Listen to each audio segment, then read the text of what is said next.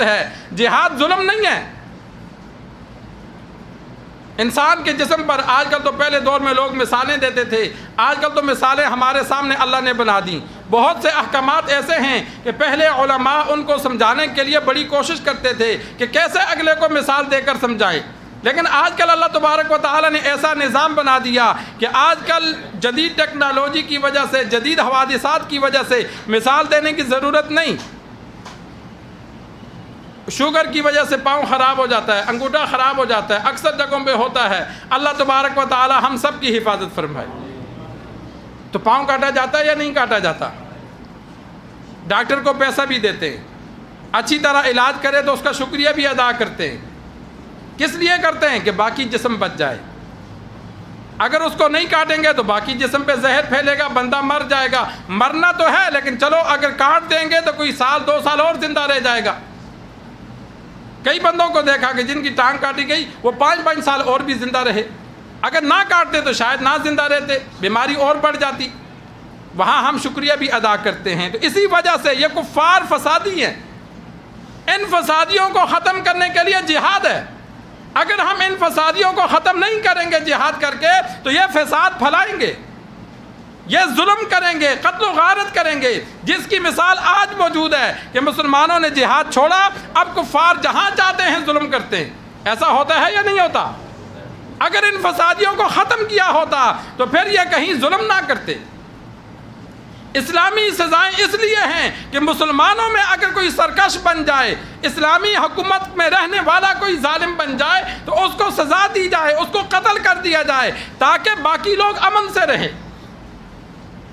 تو جہاد کی یہ حکمت ہے۔ امیر معاویہ رضی اللہ تعالیٰ عنہ آدھی دنیا سے زیادہ پہ حکمران تھے تو ظلم و جبر نہیں تھا، ہر بندہ آزاد تھا، پرسکون زندگی گزار رہا تھا۔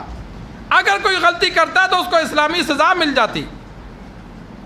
آج مسلمانوں نے جہاد چھوڑا تو پوری دنیا میں حالات دیکھ لو، جس ملک پہ کافر چاہتے ہیں حملہ کرتے ہیں، جیسا چاہتے ہیں ظلم کرتے ہیں، کوئی پوچھنے والا نہیں۔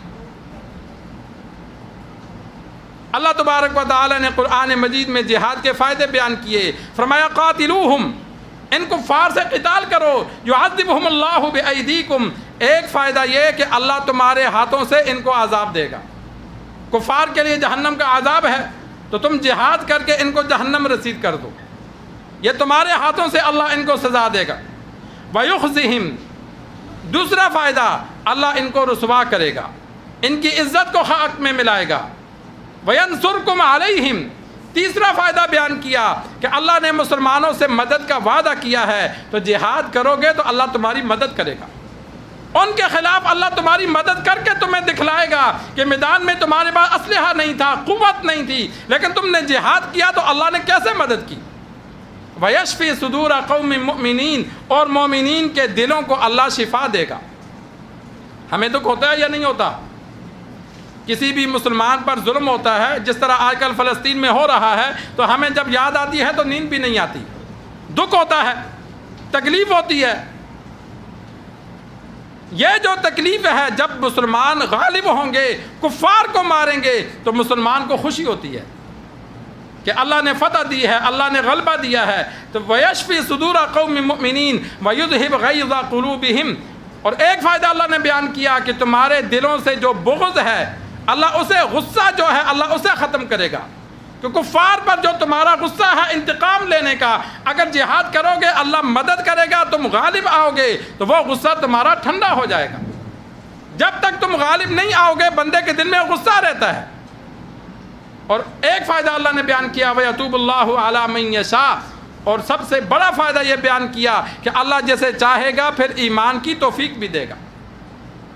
آج کل کفار کے جگہوں پہ مسلمان جاتے ہیں تبلیغ کرنے تو اکثر یہ واقعہ بتاتے ہیں کہ لوگ مسلمان ہونا چاہتے ہیں، لیکن کفار کے ملک میں رہتے ہوئے جو تکالیف ہیں ان کے ڈر سے وہ مسلمان نہیں ہوتے۔ آپ صلی اللہ علیہ وسلم مدینہ میں تھے، مکہ میں بہت سے لوگ مسلمان ہونا چاہتے تھے لیکن تکالیف کے ڈر سے مسلمان نہیں ہوتے تھے۔ جب مکہ فتح ہوا تو ہزاروں کی تعداد میں مسلمان ہوئے، دور دراز کے بڑے بڑے قافلے آئے جو آپ صلی اللہ علیہ وسلم کو آ کر ملے اور پورے علاقے والے مسلمان ہوئے۔ کس وجہ سے؟ کہ اب مسلمان ہوں گے تو ہمیں کوئی تکلیف نہیں پہنچا سکتا۔ تو فرمایا ایک فائدہ یہ بھی ہے کہ جو لوگ مسلمان ہونا چاہتے ہیں، اگر تم جہاد نہیں کرو گے کفار کے علاقے میں، وہ ایسے ہی مریں گے۔ جہاد سے جب مسلمانوں کو غلبہ ملے گا تو ان علاقوں کے لوگ اللہ مسلمان کر دے گا۔ جس کو اللہ توفیق دے گا ایمان کی، جس کو اللہ چاہے گا تو وہ مسلمان بن جائے گا۔ یہ جہاد کے فائدے اللہ نے سورۃ توبہ 10ویں پارے میں بیان فرمائے۔ آج کفار کی سازش سے ہم مسلمان